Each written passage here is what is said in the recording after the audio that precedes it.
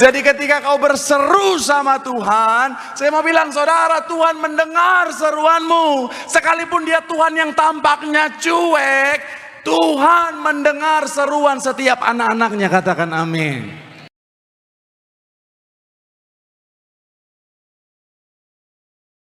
Benar Tuhan, Kaulah Yesus, Tuhan Raja setiap kami. Segala pujian, hormat, sembah, syukur kami hanya bagi satu nama yang kudus, nama yang penuh kuasa. Itu nama Tuhan kami Yesus Kristus. Dan kami percaya ketika nama Tuhan yang dipuji, yang disembah, yang ditinggikan, hadirat Tuhan dicurahkan. Semua yang hadir pasti terima berkat, terima pemulihan, terima mujizat. Dan kami percaya yang sakit Tuhan sembuhkan, yang terikat Tuhan berikan kelepasan, bahkan kemenangan yang pasti Tuhan nyatakan. Terima kasih Tuhan, tiba saatnya kami mau bawa hati kami Tuhan untuk terima kebenaran firman-Mu, isi hati-Mu, berbicara bagi setiap kami, ajar, didik, bentuk setiap kami, arahkan kami. Dan kami doa, kami bukan cuma duduk diam jadi pendengar, tapi kami boleh bangkit jadi pelaku-pelaku firman Tuhan. Hamba-Mu, kami berdoa bersatu hati, Tuhan urapi, sucikan, layakkan tubuhku si balik kaki salib-Mu Bapa. Kami mohon ampun Tuhan atas dosa, kesalahan. Yang biasa Tuhan sanggup akan jadi luar biasa, yang lemah jadi kuat, yang layak jadi berkat. Semua yang hadir pasti diberkati sempurna. Ini anak-anak-Mu Bapa, berkatilah dengan sempurna dalam nama Tuhan Yesus. Mari yang siap diberkati dengan sukacita, dengan iman, sama-sama kita katakan amin. Tepuk tangan yang paling meriah buat Tuhan. Silakan duduk saudara. Terima kasih buat setiap rekan-rekan yang sudah melayani dengan luar biasa. Dan dari mimbar ini saya mau sampaikan salam damai sejahtera, shalom. Sekali lagi shalom. Haleluya. Dalam Tuhan ada sukacita, amin. Dan di mana ada sukacita pasti ada senyuman di wajahnya. Boleh sama-sama memberikan senyuman dulu, jumpai kanan kiri depan belakang, Bu. Katakan mari bersukacita dalam Tuhan. Minimal 2-3 orang kiri kanan depan belakangmu dengan senyuman yang paling manis. Katakan mari bersukacita dalam Tuhan. Bilang sama kanan kirimu, sukacita. Bilang sama yang ngomong, senyumnya mana? Bilang sama yang ngomong, itu baru anak Tuhan. Tepuk tangan dulu yang paling meriah buat Tuhan. Haleluya. Senang banget jumpa sama saudara. Minggu lalu hujan banjir, banyak yang tersesat saudara. Puji Tuhan hari ini kembali lagi dengan semangat dan kesetiaan yang luar biasa. Saya mau bilang saudara, orang yang semangat setia cari Tuhan, janji Tuhan, hidupnya anak cucunya pasti diberkati Tuhan. Tepuk tangan yang paling meriah buat Tuhan. Sama-sama bilang sama saya, aku pasti diberkati Tuhan. Anak cucuku pasti diberkati Tuhan.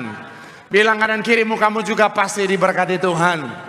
Bilang sama yang ngomong, kamu luar biasa.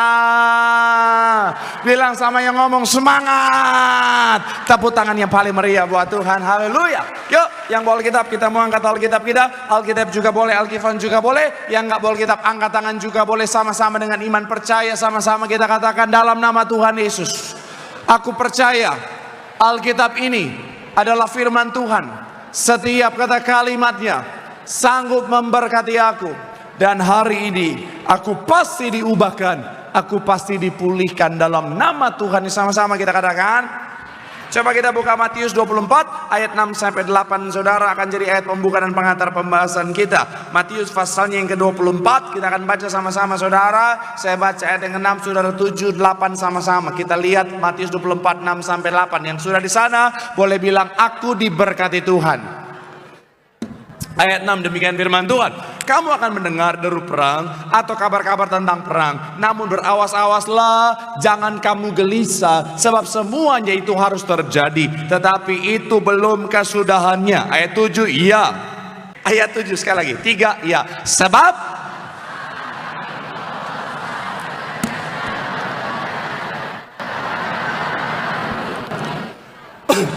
ayat yang ke-8 sama-sama, 3, iya.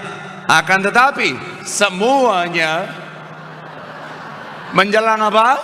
zaman baru. Saudara, kalau saudara perhatikan ayat yang kita baca adalah bicara tentang akhir zaman. Saudara, kalau saudara baca full, ini bicara tentang gambaran apa yang terjadi di akhir zaman. Memang ketika bicara tentang akhir zaman, Alkitab tidak spesifik menjelaskan kapan akhir zaman. Kenapa? Karena hanya Tuhan yang tahu. Tetapi Alkitab memberikan kita gambaran kira-kira seperti apa situasi akhir zaman, kira-kira seperti apa yang akan terjadi. Dan kalau kita korelasikan apa yang kita baca tentang akhir zaman di Alkitab dengan keadaan hari-hari ini, saudara, ada banyak keselarasan di sana. Kita bisa lihat situasi-situasinya seperti apa yang firman Tuhan sampaikan, saudara. Dan kalau saudara sering baca berita, saudara pasti tahu bahwa bicara tentang dunia hari-hari ini, saudara, sedang ngalamin keadaan yang tidak mudah. Salah satunya secara ekonomi, saudara, di mana kalau saudara lihat badai PHK di Indonesia saja, saudara, masih terus berlanjut, saudara. Bahkan terus ngalamin yang namanya peningkatan. Saudara bisa cek, ada banyak sekali lagi, saudara, job fair yang dilakukan, saudara. Itu pengunjungnya banyaknya minta ampun. Kenapa? Karena ada banyak pengangguran, saudara, hari-hari ini, saudara. Bahkan bukan cuma terjadi di Indonesia, bahkan negara yang secara ekonomi salah satu yang terkuat di dunia seperti China. Saya kemarin baca berita, saudara, itu ada banyak business owner, ada banyak orang yang punya pabrik-pabrik besar, mereka harus gulung tikar. Dan akhirnya apa, saudara? Mereka dinyatakan pilot. Bahkan ada owner yang harus meninggalkan semua asetnya, saudara.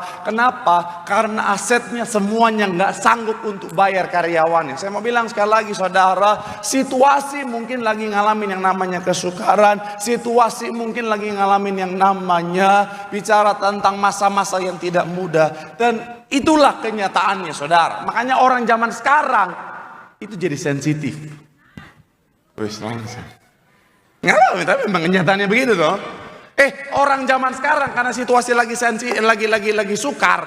Orang zaman sekarang sensitifnya minta ampun, saudara. Gampang emosian, gampang darah tinggi, gampang tersinggung, gampang sakit hati. Iya kan? Gak usah jauh-jauh. Kadang-kadang dalam rumah tangga, oh Tuhan Yesus, karena situasi lagi tidak mudah. Oh Tuhan, kadang-kadang suami pulang rumah, istri nggak salah apa-apa langsung, mama, bapak, langsung dimarah-marahin. Betul ibu-ibu? Betul. Suaminya marah-marah, padahal udah masak yang enak, langsung dimarah. Makanan apa ini? Puh. Dia pikir dia chef Juna kali, saudara. Sampai istrinya bilang, papa, mama kan masakan terenak papa yang papa suka. Apa ini?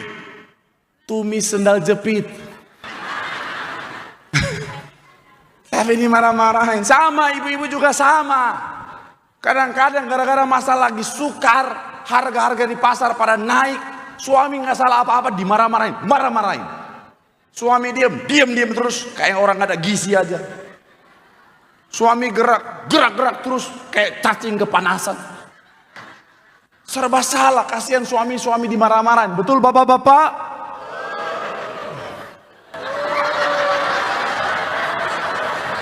Lebih banyak korban laki-laki ternyata di sini, saudara. Sampai anak-anak yang nggak tahu apa-apa kena.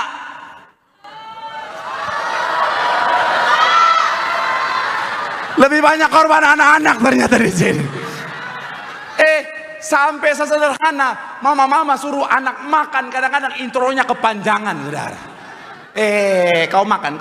Kalau kau nggak makan nanti kau sakit. Kalau kau sakit nanti kau masuk rumah sakit. Nanti bayarnya mahal. Emang bapak kau punya duit? Bapak kau cuma ceban goceng. Bapaknya di pojok. Mak, kena juga aku bah. Cara Yesus. Kadang-kadang di gereja juga sesama jemaat sensitif. Karena contohnya rame begini, masuk aja senggol-senggol.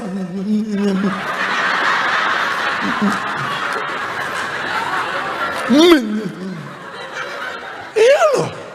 Pulang gereja senggol-senggol.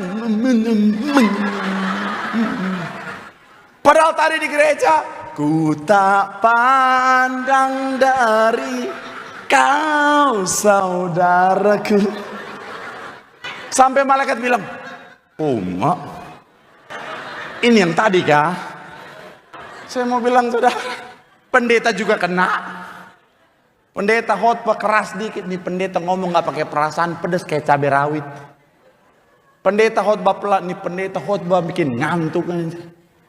Pendeta khotbah kecepatan nih, pendeta dikejar maling atau apa ini? Jangan ketawa, bertobat. Saya mau, tapi begini ya itu dampak dari apa? Situasi lagi penuh dengan kesukaran. Tapi saya mau bilang sekali lagi saudara, mau seperti apapun keadaannya, sama-sama bilang sama saya anak Tuhan. Kalau kita ingat kita anak Tuhan, kita diciptakan bukan untuk kalah, tapi untuk menang, bahkan lebih daripada pemenang. Tepuk tangan dulu yang paling meriah buat Tuhan. Haleluya.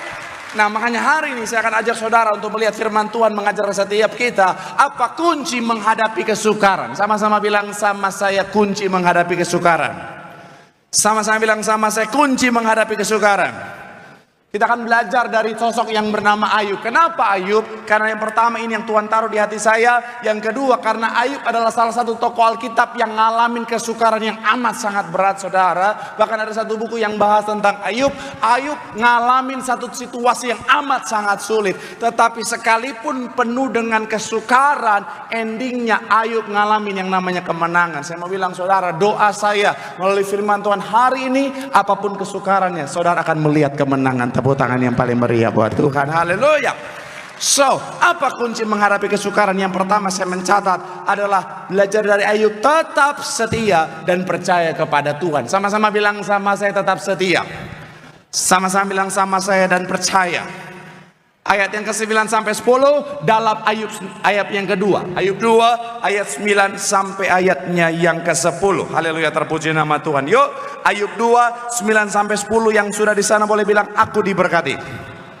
3 ya, maka masih kutukilah. Dan ayat 10 dikatakan apa? Tetapi jawab Ayub kepadanya, engkau, apakah kita apa? Tidak mau menerima yang buruk. Dalam kesemuanya itu Ayub apa? Kalimat terakhir dikatakan apa? Dalam kesemuanya itu, sama-sama bilang sama saya, setia. Amin. Saya mau bilang saudara, situasi yang dialami oleh Ayub dan keluarga adalah situasi yang tidak mudah. Ayub ngalamin kondisi yang berat bersama dengan keluarganya. Dan saya mau bilang kita bisa lihat dari kisah ini saudara, orang kalau situasi lagi sesak, mulutnya kadang-kadang jahat saudara. Nih. Nah, itu kan pelaku-pelakunya di depan sini saudara. Shalom bapak-bapak. Pak, kalau kau lagi ngado ngepeng pak, lagi bocuan ada doi pak, jangan kaget kalau mulut istrimu galaknya minta ampun. Kalau kau lagi nggak ada uang pak, kerjaan lagi seret pak, jangan kaget istrimu dikit mama, papa itu apa yang tahu nah sama papa nih ceban goceng nggak mama nih apa nih, galaknya minta ampun. Beda kalau transferan lancar pak. Istri kalau transferan lancar pak, lihat papanya, papa kasihanku.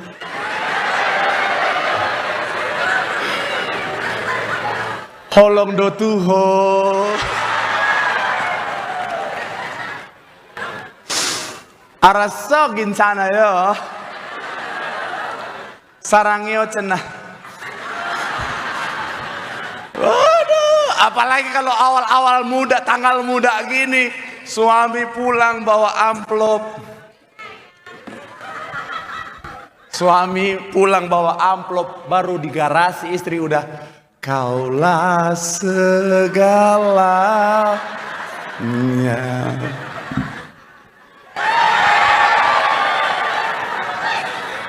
Jangan ketawa, bertobat kau. Saya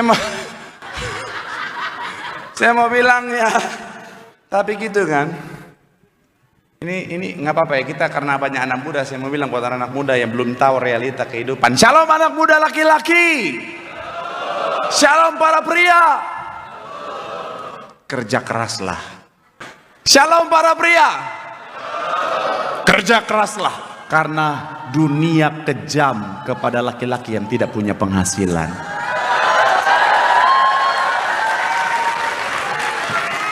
Saya mau bilang sekali lagi saudara, situasinya tidak mudah. Apa yang terjadi kepada Ayub mendirect Ayub untuk meninggalkan Tuhan. Bahkan istrinya yang harusnya menopang dia, mendirect dia untuk meninggalkan Tuhan. Tapi hebatnya Ayub tetap setia. Inilah yang menjadi kunci dia melihat kemenangan di akhir hidupnya. Saya mau bilang saudara, sekalipun sulit, sekalipun sukar, sekalipun berat, sama-sama bilang sama saya harus setia. Amin. Kenapa? Karena kunci kekuatan kita ada ketika kita melekat dengan Tuhan. Tuhan adalah pokok anggur, kita adalah ranting-rantingnya. Saudara dan saya akan tetap kuat ketika kita melekat dengan pokok anggur kita. Makanya Tuhan menggambarkan apa? Saudara dan saya adalah domba-domba dan dia adalah gembala. Kekuatan domba adalah ketika melekat dengan gembalanya, saudara. Jangan pernah jauh dari Tuhan. Jangan pernah tergoda untuk meninggalkan Tuhan.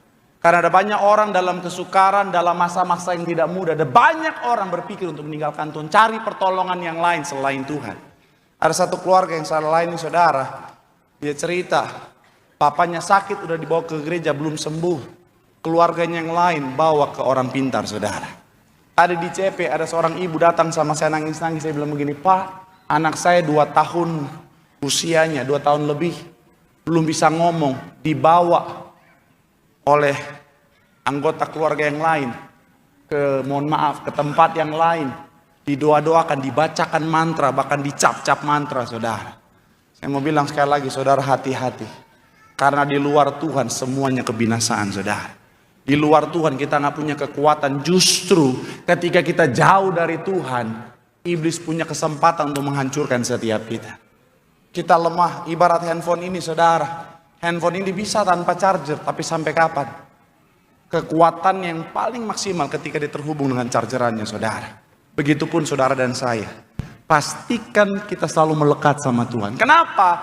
Karena hanya dalam kemelekatan sajalah ada kekuatan. Sama-sama bilang sama saya melekat sama Tuhan. Sama-sama bilang sama saya dekat dengan Tuhan. Makanya seorang hamba Tuhan, Bapak Gereja bilang begini saudara, Agustinus, di luar engkau Tuhan, segala sesuatu rapuh, bersamamu bahkan kelemahan kami akan menjadi kekuatan. Tepuk tangan dulu yang paling meriah buat Tuhan. Saya mau bilang saudara, keluarga saya sedikit kesaksian saudara, mama saya pernah ngalamin situasi yang tidak mudah. Seorang anak yang dia nanti-nantikan bertahun-tahun bersama dengan papa saya saudara, itu di usia kelas 1 SD saudara, itu dipanggil Tuhan dengan cara yang mengenaskan. Di mana ART kami dia tidak jaga cici saya dengan baik. Jadi ketika dijemput ke sekolah, dia suruh tunggu di pinggir jalan di depan sekolah. Kemudian si ART ini nyebrang untuk beli es di seberang jalan. Anak sekecil itu belum ngerti apa-apa, dia ngikut saudara. Ditabrak oleh truk besar, langsung selesai di tempat saudara. Mama saya sangat stres, hampir depresi. Tapi mama saya bisa melewati semuanya dengan kekuatan. Karena mama saya bilang begini, seandainya mami gak punya Tuhan, mami gak akan kuat sampai hari ini. Kemelekatannya dengan Tuhan menguatkan dia, saudara. Saya dalam perjalanan kehidupan saya, kalau saya boleh kuat sampai hari ini, karena saya berharap selalu sama Tuhan saja, saudara. Karena saya melekat dengan sumber kekuatannya itu Tuhan. Gereja ini ketika bicara tentang gembala sidang kita dipanggil Tuhan, saudara. Ada banyak orang bilang begini, wah Tiberias gak akan bertahan lama. Nanti juga Tiberias kalau Bapak Gembala udah gak ada, ntar jemaatnya meninggalkan Tiberias. Bahkan ada, mohon maaf, orang yang sangat menyedihkan kalimatnya bilang, apa tuh? Gereja danau, katanya saudara. Gak akan bertahan lama. Tapi buktinya gereja Tiberias sampai hari ini bisa kuat. Kenapa? Karena kekuatan gereja ini bukan pada pembicaranya, tapi kepada Tuhan yang ada di gereja ini. Tepuk tangan dulu yang paling meriah buat Tuhan. Makanya sekali lagi saya mau bilang saudara, jangan jauh dari Tuhan. Melekat sama Tuhan. Dalam segala keadaan kau akan punya kekuatan. Tepuk tangan dulu yang paling meriah buat Tuhan. Bilang sama kanan kirimu, tetap setia. Melekat sama Tuhan. Di situ ada kekuatan. Tepuk tangan yang paling meriah buat Tuhan. Haleluya. Yang kedua, apa kunci menghadapi kesukaran? Yang kedua adalah tetap berseru kepada Tuhan. Sama-sama bilang sama saya, berseru kepada Tuhan.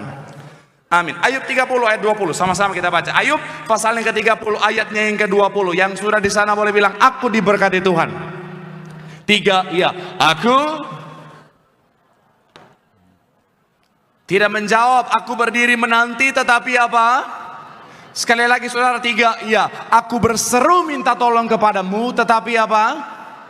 Aku berdiri menanti, tetapi engkau.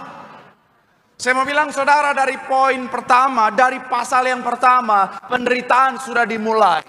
Sampai pasal kedua, pasal ketiga dan seterusnya, belum saja seorang Ayub melihat pemulihan saudara. Bahkan ada beberapa referensi mencatat proses penderitaan seorang Ayub itu kurang lebih 18 tahun. Dan saya mau bilang saudara, itu pasti terasa amat sangat lama. Bahkan sudah sampai di pasal yang ke-30, Ayub masih saja belum lihat pemulihan, masih saja belum lihat mujizat terjadi dalam kehidupannya. Tapi yang menarik begini saudara, sekalipun dia belum lihat mujizat, sekalipun dia belum lihat pemulihan, di bagian awal ayat 30, pasal 30 dia bilang begini saudara, aku berseru minta tolong kepadamu. Ayub tetap berseru kepada Tuhan. Saya mau bilang saudara, inilah yang menjadi kunci yang kedua, Ayub melihat pemulihan di akhir hidupnya.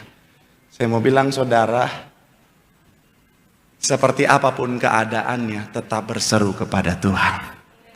Kadang-kadang saudara, dalam perjalanan kehidupan kita, dalam persoalan, dalam tantangan, dalam situasi yang sulit, dalam kesukaran, kita udah doa sama Tuhan. Tapi kita belum lihat mujizat, kita belum lihat pertolongan, kita belum lihat pemulihan. Sekalipun kau belum lihat semuanya, tetap berseru sama Tuhan. Ada banyak orang kadang-kadang, mohon maaf ya, baru doa satu kali langsung malas berdoa. Ngapain gue doa? Tuh nggak dijawab juga. Ngapain gua puasa-puasa? Gua udah puasa. Puasa Esther, puasa Daniel, puasa bulan suci. Tetap aja. Nggak apa-apa, kenapa mau puasa? Itu bagi. Tetapi kenyataannya tidak ada pemulihan. Saya mau bilang sekali lagi, apapun keadaannya, tetap berseru sama Tuhan. Amin. Kenapa? Karena sekalipun sama seperti ayat yang kita baca tadi, dari perspektif seorang Ayub, sepertinya Tuhan udah cuek. Sepertinya Tuhan tidak menghiraukan dia. Tapi yang menarik, Ayub tetap berseru sama Tuhan. Karena pada kenyataannya, sekalipun sepertinya Tuhan cuek, sebenarnya Tuhan mendengarkan seruan kita. Amin. Sedikit cerita, hari Sabtu adalah hari bertapanya para pendeta-pendeta seluruh dunia. Jadi saudara, please kalau mau nelpon jangan hari Sabtu, karena itu hari bertapa. Yang kedua, jangan hari Senin, karena itu hari tidur sedunia. Hari Sabtu kemarin saya udah habis makan siang, saya udah masuk ruang kerja saya untuk doa, untuk nyembah, sekaligus nulis khotbah. Saya udah masuk saudara, akhirnya singkat cerita, saya udah kunci pintu, saya udah masuk saudara. Di rumah, karena Mbak belum datang, masih bertiga, ternyata anak saya lepas dari cengkraman mamanya. Jadi, saya lagi di dalam ruangan kerja saya, terdengar sayup-sayup langkah kaki anak kecil itu. Dan akhirnya sepertinya dia tahu saya ada dalam ruang kerja. Di depan dia ketok-ketok, tok, tok, tok, tok. Papi, papi. Tapi saya tahu, saya nggak boleh bukain dia. Karena kalau sampai dia masuk, saudara yang udah punya anak kecil, baik sudah ataupun saat ini sedang punya anak kecil, pasti tahu betapa hebohnya dia. Akhirnya udah, saya udah nggak kuat, saya bukain pintu dan benar dia duduk di paha saya. Kita nyanyi Kokomelon sama-sama saudara. Itu hadirat Tuhan udah mau turun naik lagi saudara. Malaikat udah datang balik lagi. Oh cari ayam ternyata dia. Darah Yesus. Oh Tuhan. Oh, nah, saking capeknya kita beli button, ayo kita bobo siang. Saya bawa dia ke kamar saudara, bobo siang. Saya taruh di kasurnya, saya tidurin dia, puji Tuhan. Dia nggak tidur, saya yang ketiduran saudara. Saya bangun, udah malam saudara. Tapi yang menarik yang saya mau ajak untuk sama-sama kita lihat adalah begini saudara. Awalnya saya nggak mau bukain dia pintu, betul ya? Tetapi karena dia terus memanggil saya, hati saya luluh juga. Bapa di dunia saja begitu, apalagi Bapa kita yang di sorga saudara. Jadi ketika kau berseru sama Tuhan, saya mau bilang saudara, Tuhan mendengar seruanmu. Sekalipun dia Tuhan yang tampaknya cuek, Tuhan mendengar seruan setiap anak-anaknya, katakan amin. Kalau saudara ingat, Raja Hizkia saudara sudah divonis, hidupnya nggak akan lama lagi. Ayat 1 dikatakan apa? Coba kita lihat. Raja-Raja pasal yang ke-20 dikatakan apa di sana? Pada hari-hari itu Hizkia apa? Lalu datanglah dan berkata kepadanya, beginilah firman Tuhan, sampaikanlah pesan, sebab engkau akan dan tidak akan apa? Ayat yang kedua dikatakan apa? Lalu, dan dia berdoa kepada Tuhan. Ayat yang ketiga, Tuhan, ingatlah kiranya bahwa apa? Dengan setia dan dengan tulus hati, dan bahwa, perhatikan kalimat terakhir, kemudian menangislah Hizkia dengan, kata menangislah bahasa aslinya adalah bakah. Artinya apa? Terseduh-seduh, meratap, menangis sambil berteriak atau berseru sama Tuhan. Dia bilang, Tuhan ingatlah akan aku. Saya mau bilang saudara, dia berseru sama Tuhan. Hasilnya apa? Ayat yang keempat dikatakan apa? Tetapi Yesaya belum lagi keluar dari pelataran tengah, tiba-tiba datanglah firman Tuhan kepadanya. Baliklah dan katakanlah kepada Hizkia, raja umatku, beginilah firman Tuhan, Allah Daud, bapa leluhurmu, telah ku dengar doamu dan telah apa? Kemudian,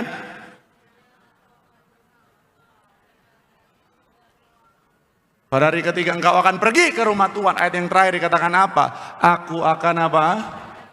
15 tahun lagi dan aku akan apa? Bukan karena Tuhan labil, bukan karena Tuhan gak konsisten. Tapi saya mau bilang saudara, seruan anak-anaknya itu didengar Tuhan. Makanya saudara, seorang hamba Tuhan, Charles Spurgeon, bilang begini saudara, Tuhan tidak pernah mengabaikan seruan hati yang hancur. Jeritanmu mungkin tak didengar oleh dunia, tetapi sangat nyaring di telinganya Tuhan. Sekalipun kau belum lihat mujizat, sekalipun kau belum lihat pemulihan, tetap berseru sama Tuhan, katakan amin. Ada jemaat Tuhan saudara di Sarbini, mereka belasan tahun belum dikaruniai keturunan, tapi hebatnya mereka tetap berseru sama Tuhan. Pada usia 17 tahun pernikahan, mujizat Tuhan terjadi. Mereka mengandung saudara, anaknya akhirnya mereka punya keturunan dalam rumah tangga mereka. Tepuk tangan yang paling meriah dulu buat Tuhan. Bilang sama kanan kirimu, terus berseru sama Tuhan. Di situ ada kekuatan, di situ ada kemenangan. Tepuk tangan sekali lagi yang paling meriah buat Tuhan. Yang terakhir, yang ketiga, imam musik boleh siap-siap. Apa kunci menghadapi kesukaran dan akhirnya melihat kemenangan? Yang ketiga, tetap menjaga apa yang didengar. Sama-sama bilang sama saya, menjaga pendengaran. Sama-sama bilang sama saya, jaga yang kita dengar. Ayub 2 ayat 9, sekali lagi kita baca saudara. Ayub 2 ayatnya yang ke-9. 3, ya, maka dalam sarannya apa? Kutukilah. Dan Ayub yang ke-4 sampai 7, Ayub 8 ayat 4, Ayub 11 ayat 2 sampai 6, itu ketika teman-temannya Ayub, sahabat-sahabatnya Ayub memberikan saran, memberikan masukan, memberikan pandangan bahwa semua karena dosa Ayub, karena dosa anak-anaknya dan lain sebagainya. Istrinya memberikan masukan yang salah, saran yang salah. Sahabat-sahabatnya memberikan pandangan yang salah. Tapi hebatnya seorang Ayub, dia tetap menjaga pendengarannya.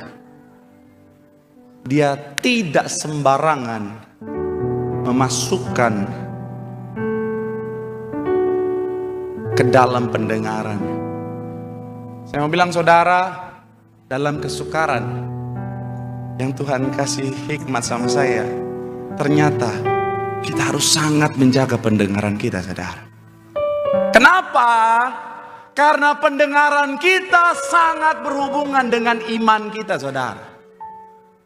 Iman timbul dari apa? Pendengaran. Pendengaran akan firman. Artinya secara logika bisa dibalik. Iman bisa hancur kalau yang kita dengar adalah hal-hal yang bertentangan dengan firman.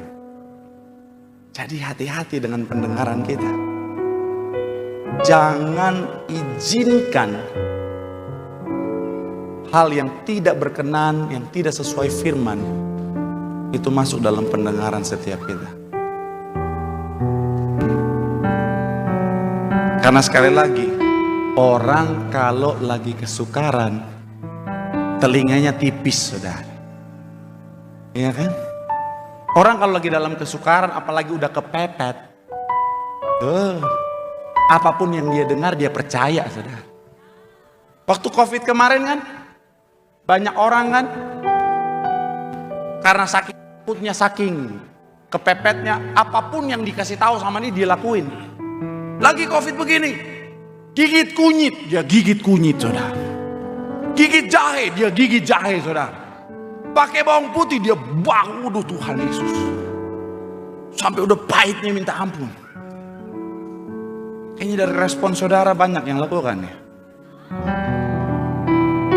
Apa cuma saya? Soalnya yang suka sharing-sharing gitu biasa ibu-ibu dengan WA. Ibu-ibu dengan WA tuh lebih pintar daripada dokter-dokter pada masa itu, saudara. Makan pakai serai, kunyah pahit-pahit, saudara. Mama saya juga ngirimin, saya kelakukan lagi. Dan iblis seringkali memanfaatkan kesempatan itu. Orang kalau lagi dalam situasi yang kesesakan, kesulitan, kadang-kadang iblis bisa masuk kasih saran yang salah, kasih pandangan yang salah. Dan akhirnya apa? Bisa menghancurkan iman dan mengalahkan dia ketika dalam kesesakan itu tadi, saudara. Jadi hati-hati, jangan sembarangan. Jangan sampai saudara lagi kesesakan, iblis bilang udah korupsi aja nggak apa-apa. Lu korupsi 1 triliun, masuk penjara 2 tahun, masih cuan, masih untung, nggak apa-apa lah. Hati-hati. Atau iblis datang dengan pernyataan, kau nggak sanggup, kau nggak bisa, kau nggak mampu. Hati-hati. Bukan berarti kita tidak melihat realita ya. Ada banyak orang kadang-kadang hidup dalam iman seperti hidup dalam awang-awang, saudara.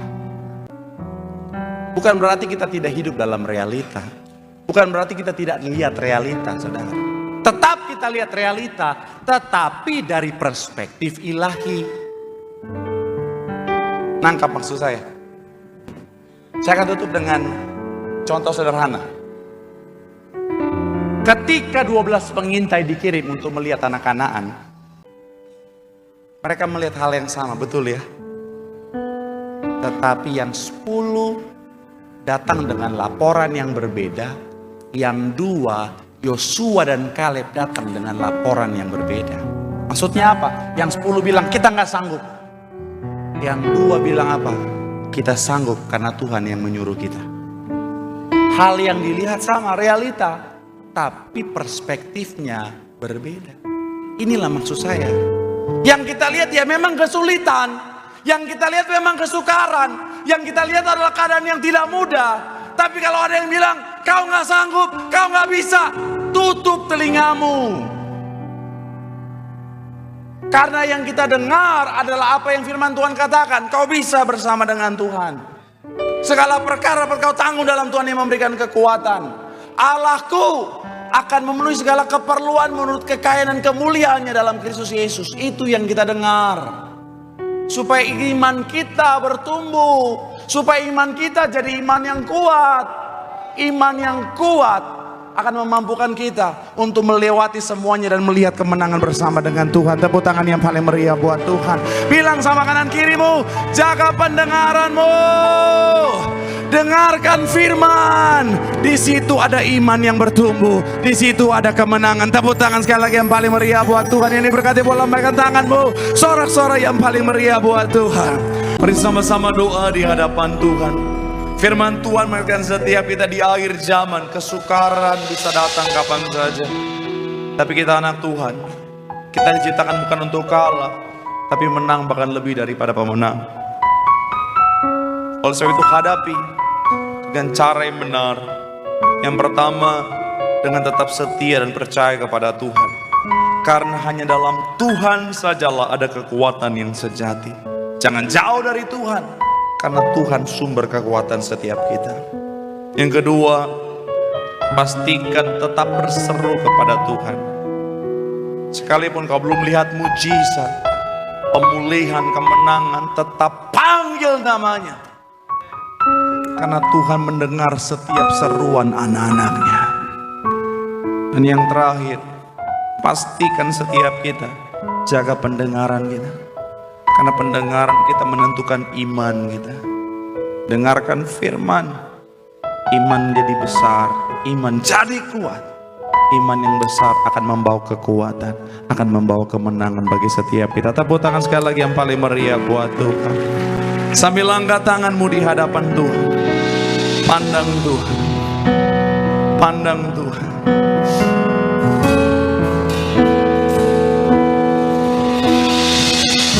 Kaulah Tuhan, penyembuhku. Kau sembuhkan sakitku.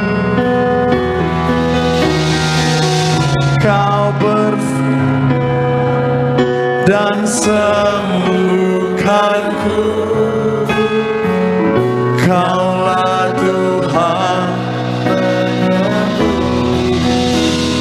Kaulah Tuhan, Kaulah Tuhan, penyembuhku. Kau sembuhkan sakitku. Kami pandang firman-Mu. Kau berfirman dan sembuhkanku. Amin. Kaulah Tuhan penyembuh. Sama-sama boleh berikan tepuk tangan yang paling meriah buat Tuhan. Dengan imanmu katakan, say, Kaulah Tuhan penyembuhku. Kau sembuhkan, Kau sembuhkan sakitku. Kau berfirman, Kau berfirman dan sembuhkanku. Kaulah Tuhan. Mari sama-sama terus dengan imanmu katakan, Kaulah, Kaulah Tuhan penyembuhku. Kami tetap percaya, Kau sembuhkan sakitku. Kau berfirman, Kau berfirman dan sembuhkanku. Kaulah Tuhan penyembuh. Sambil angkat tanganmu katakan, Kau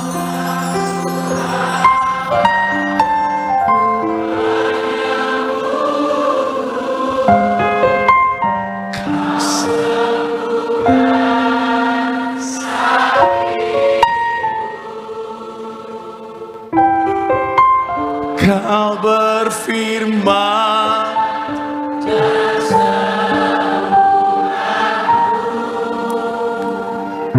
Kaulah Tuhan penyembuh. Sama-sama berikan tepuk tangan yang paling meriah buat Tuhan.